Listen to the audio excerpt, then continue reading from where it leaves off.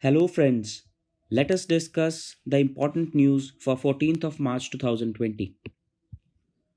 So Yes Bank revival plan has been unveiled. Yes Bank has been going under the waters, and now the State Bank of India along with various private sector banks have unveiled a rescue plan for the Yes Bank to restore the investor confidence in the bank.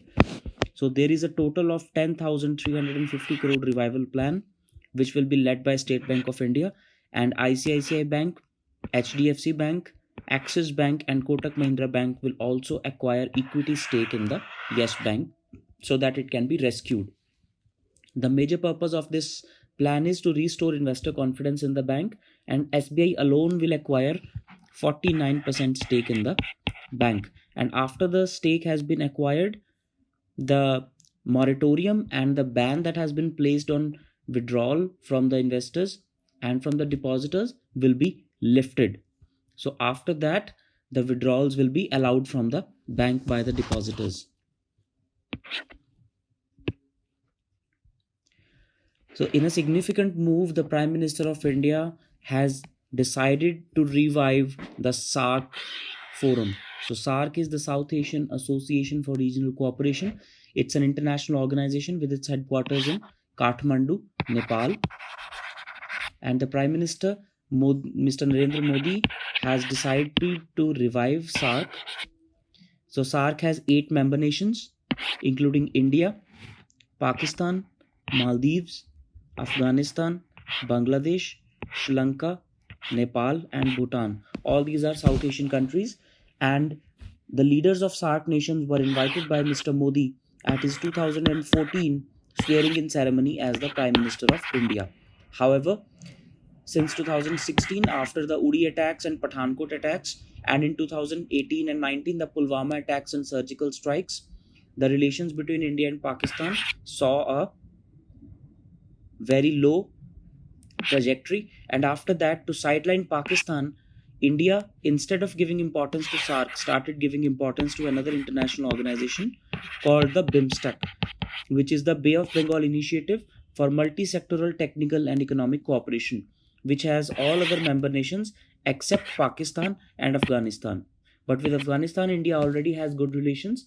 So the only purpose of shifting focus from SARC to BIMSTEC was to isolate Pakistan.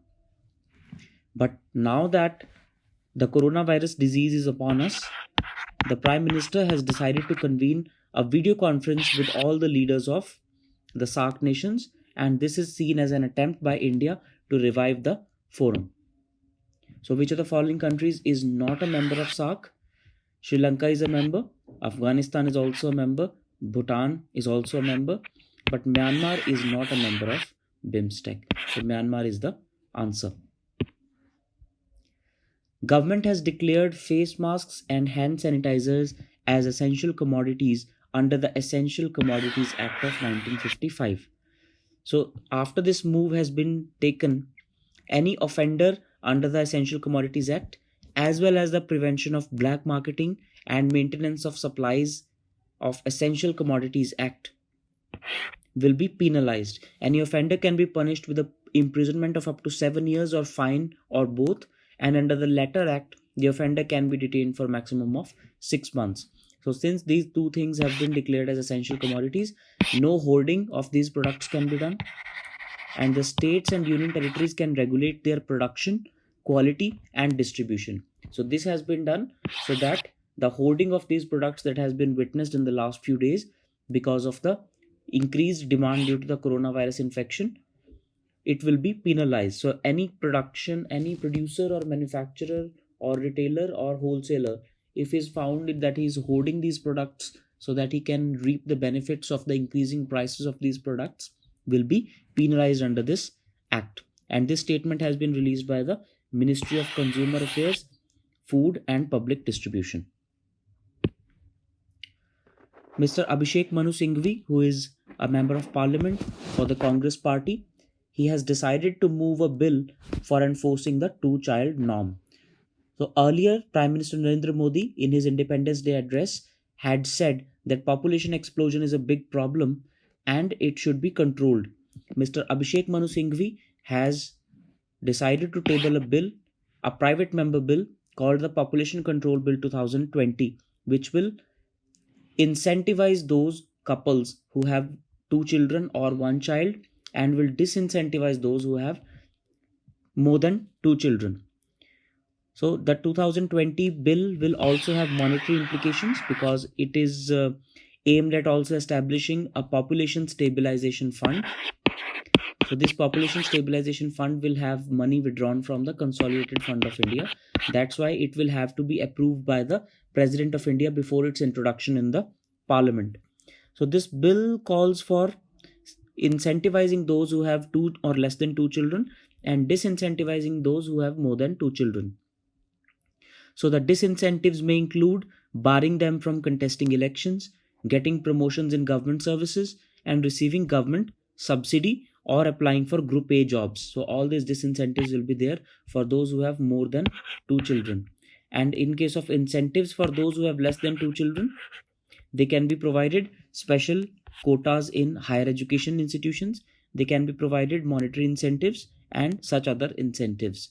So this is proposed under the Population Control Bill, but since it is a private member bill, it is not likely to be passed and it has to be converted to a government bill, or it has to be adopted as such by the government of India, and then it has to be released by a minister in either house of parliament. Only then this bill has a chance to get passed. But there is also a chance that some political parties may conceive or perceive this bill as against the minorities. For example, some political parties may say that this bill is particularly aimed at the Muslim community, since the Muslim community is known for having more number of children.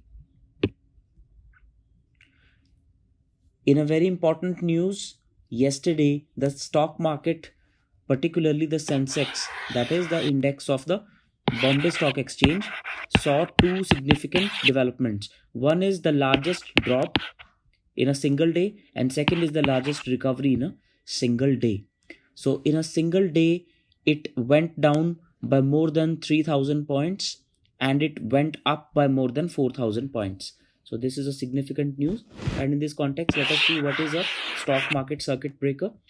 So stock market circuit breaker is a device. It's a software device which has been installed to stop a very high degree of fluctuation in the stock market. So if the stock market goes up or down by 10%, the trading stops for 45 minutes. If the stock market goes up or down by 15%, after or on 2 p.m., the stock market proceedings are suspended for the day. And if it goes up or down by 20% at any time of the day, the trading is suspended for the entire day. So this is the provision of circuit breaker, and this provision has been installed so that the fluctuation in stock market does not wipe out a lot of money of the investors.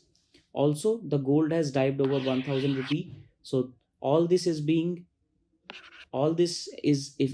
affecting the stock market because of the coronavirus disease 2019, and because all the supply chain throughout the world have been affected, since China is a major manufacturer or provider of value along the value chain of various products.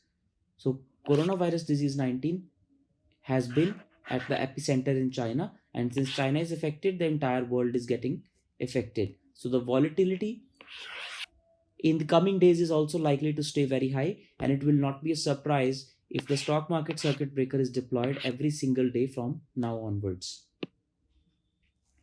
The cabinet has scrapped the earlier scheme for export reimbursement called the Merchandise Exports from India scheme, which was not WTO compliant, but now a new scheme called the Remission of Duties or Taxes on Export Products has been put in place, and it is World Trade Organization compliant. So this scheme is a major export program that will reimburse all taxes and duties paid on inputs that are consumed in exports. So it is basically for the reimbursement of inputs that have been consumed in the exports. So until now, the MEIS scheme was putting a total pressure of rupees 40,000 crores on the government of India, but the new scheme is likely to put 10,000 crore rupees more burden on the government of India, because the government will have to reimburse all the inputs to the exporters that have been used in exports. So this is basically equivalent to the export import substitution scheme or the input credit scheme under the goods and services tax. So any input that has been used for the exports will be reimbursed to the exporters, and this will put an additional burden of 10,000 crore rupees on the government of India. So thank you everyone. This has been the news analysis for 14th of March 2020.